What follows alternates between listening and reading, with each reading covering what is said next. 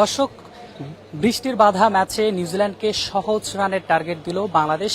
103 রানের টার্গেট, যেটি অনেক সহজ একটা টার্গেট নিউজিল্যান্ডের কাছে। তবে সহজ বললেও হবে না, কারণ বৃষ্টির কারণে ইতিমধ্যে 5টি ওভার কম হয়েছে, যার কারণে আসলে বাংলাদেশে যে গেম মোমেন্টে ছিল সেখান থেকে কিছুটা ধাক্কা খেয়েছে বলা চলে। যদি শুরুর কথা বলি, যে বাংলাদেশ দল শুরুতেই টসে হেরে তাদেরকে ব্যাটিংয়ে পাঠায় নিউজিল্যান্ড, এবং বাংলাদেশ শুরুটা আসলে ভালো করতে পারেনি। বিশেষ করে সাইফ হাসান এবং তানজিদ তামিমের কথা যদি বলি, দুজনের আসলে যে দায়িত্বটুকু ছিল সে দায়িত্ব আসলে সেভাবে পালন করতে আজকে পারেননি, যার কারণে শুরুটা আসলে ধাক্কা খেয়েছে বাংলাদেশ। এবং পরের ধাক্কাটি হচ্ছে বৃষ্টির কারণে বাংলাদেশ যে গেম মোমেন্টে ছিল সেখান থেকে আসলে তারা ছিটকে পড়ে।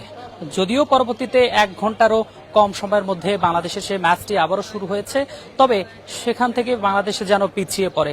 আপনারা জানেন, সাধারণত বৃষ্টির পরে উইকেট কিছুটা স্লো হয়ে যায়, আউটফিল্ড কিছুটা স্লো হয়ে যায়, এবং যারা ব্যাটিং পজিশনে থাকেন তাদের জন্য আসলে বেশ ডিফিকাল্ট হয়ে যায়। সেটি আজকের ম্যাচে আমরা দেখতে পেয়েছি যে হঠাৎ বৃষ্টির পরে বাংলাদেশের ব্যাটাররা একের পর এক এসেছেন এবং ব্যর্থ হয়ে তারা প্যাভিলিয়নের পথে চলে গিয়েছেন। এই যে বৃষ্টির পরে উইকেটের যে একটা তারতম্য, সেটি কিন্তু আমরা আজকের ম্যাচেও দেখতে পেয়েছি, এবং দেখা গিয়েছে যে বাংলাদেশের ব্যাটাররা খুব বেশি স্ট্রাগল করেছে। আজকের যদি স্কোর কার্ডের কথা যদি বলি, শুরুতেই বাংলাদেশের ব্যাটাররা খুব বেশি স্ট্রাগল করছিল। বিশেষ করে যদি সাইফ হাসান এবং তানজিদ হাসান তামিমের কথা যদি বলি, বাংলাদেশের দুজন এক্সপেরিয়েন্স ক্যাম্পেইনার, দুজনই দারুণ ক্রিকেট খেলে থাকে। তবে আজকের ম্যাচে অন্তত তারা অনেক বেশি ভোগান্তিতে পড়েছে। বিশেষ করে ব্যাটিংয়ে তাদেরকে মনে হচ্ছিল যে অনেক বেশি স্ট্রাগল করছেন। বিশেষ করে সাইফ হাসানের কথা যদি বলি, শুরুটা অত্যন্ত ভালো করেছে, 2টা বাউন্ডারি তার ব্যাট থেকে আমরা দেখেছি।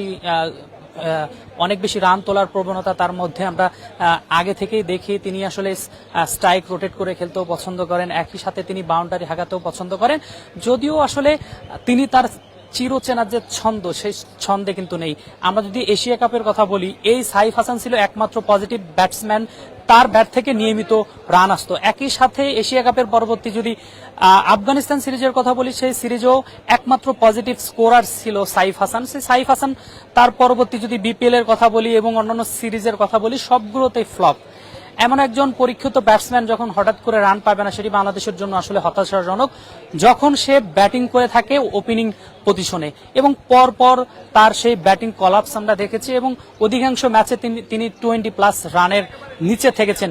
এই যে একজন পরীক্ষিত, একজন ভালো একজন ব্যাটসম্যান, যিনি বাংলাদেশ দলের জন্য ট্রাম্প কার্ড হতে পারতেন, তিনি কিন্তু আসলে একাধিক ম্যাচে এবং পরপর ম্যাচগুলোতে তিনি রানে ধুঁকছেন এবং রান খরায় ভুগছেন। আজকের ম্যাচে শুরুটা অন্তত ভালো শুরু করেছিলেন, তবে তিনি আসলে ইনিংসটা বড় করতে চেয়েছিলেন, সেটি করতে কিন্তু ব্যর্থ হয়েছেন। 11 বলে তিনি 16 রান করেছেন, 2টি 4-এর মার আমরা দেখতে পেয়েছি। তার ব্যাট থেকে কোনো ওভার বাউন্ডারি অর্থাৎ ছক্কা কিন্তু আমরা দেখতে পাইনি। একই সাথে তানজিদ হাসান তামিম, তিনি আসলে সবগুলো ম্যাচই দারুণ করেছেন।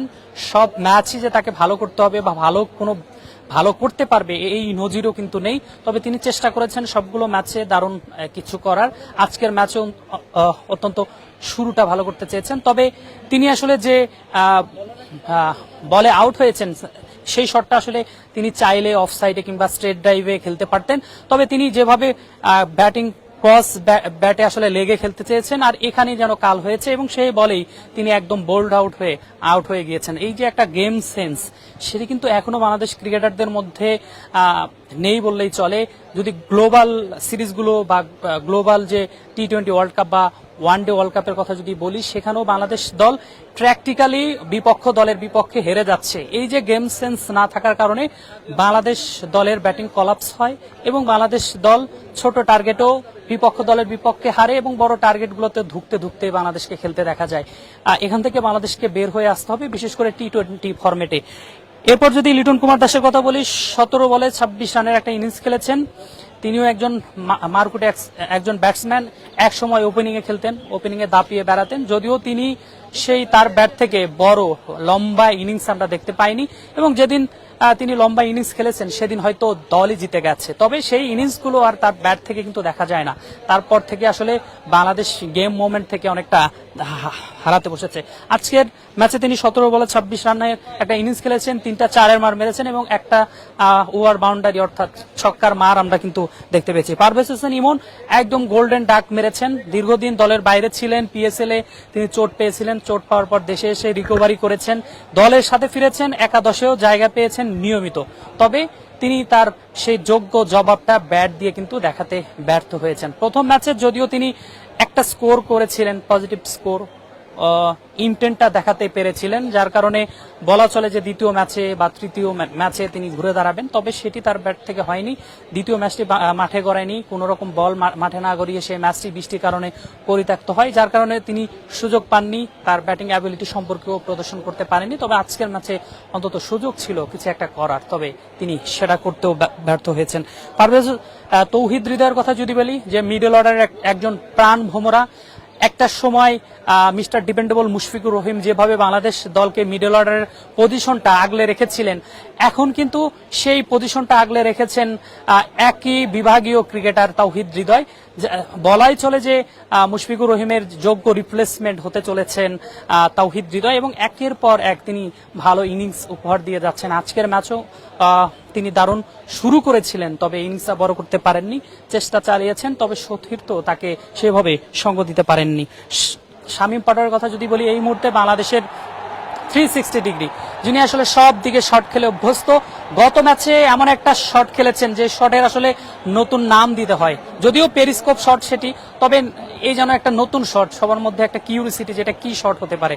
তিনি এভাবেই আসলে দারুণ দারুণ সব শটের আবিষ্কারক, দারুণ দারুণ শট খেলে থাকে, নানা ভঙ্গিতে তাকে খেলতে দেখা যায়। সেই শামীম হোসেন পাটোয়ারি, তিনি আজকে দলের অন্তত টার্ম কার্ড হতে পারতেন, তবে ইনিংস বড় করতে পারেননি, চেষ্টা অন্তত ছিল। এরপর শেখ মেহেদী, সাইফুদ্দিন এবং শরীফুল রিপন মন্ডল একে একে তারা ব্যর্থ হয়ে চলে গেছেন। যদিও শেষ ওভার পর্যন্ত খেললে হয়তো দলের স্কোরটা বড় হতে পারত। সাইফুদ্দিনের কথা যদি বলি, যে তানজিম সাকিবের জায়গায় সাইফুদ্দিনকে জায়গা দেওয়া হয়েছিল, বোলিং এর পাশাপাশি ব্যাটিংটাও ভালো করতে পারেন তানজিম হাসান সাকিব, তবে তার থেকে বেটার অপশন ছিল সাইফুদ্দিন, যার কারণে আসলে আজকের একাদশে তানজিম সাকিবকে বসিয়ে রেখে তাকে সুযোগ দেওয়া হয়। তবে সেই সুযোগটা কিন্তু তিনি কাজে লাগাতে পারেননি, যার কারণে বলা চলে আজকে দলীয়ভাবে একটা ব্যর্থ হয়েছে বাংলাদেশ দল এবং এই ব্যর্থতার দায় হয়তো ম্যাচ পরাজয়ের মাধ্যমেই দিতে হবে। তবে যেটি বলা চলে যে গোলগুটির খেলা, মাঠে যদি বোলিং পারফরমেন্সটা ভালো হয় সেক্ষেত্রে বলা চলে যে এই ম্যাচটাও বের করে আনা সম্ভব। বিশেষ করে মিরপুরের এই উইকেটে কোনো কিছু আসলে আগ বাড়িয়ে বলা অসম্ভব। 103 রানের টার্গেট, 15টি ওভার ফেস করতে হবে। যদি বাংলাদেশ তাদেরকে আর্লি উইকেট ফেলে দিতে পারে, তবে বলা যেতে পারে যে সেখান থেকে হয়তো বাংলাদেশ ঘুরেও দাঁড়াতে পারে। তো দর্শক যারা সাথে ছিলেন তাদেরকে আন্তরিকভাবে ধন্যবাদ। আমাদেরকে জানাচ্ছিলাম বাংলাদেশ এবং নিউজিল্যান্ডের মধ্যকার 3 ম্যাচের ওয়ানডে সিরিজের শেষ ম্যাচের আপডেট। আপনারা সাথে থাকবেন যুগান্তর স্পোর্টসের, পরবর্তী সকল আপডেট নিয়ে আপনাদের সামনে আবারও হাজির হব।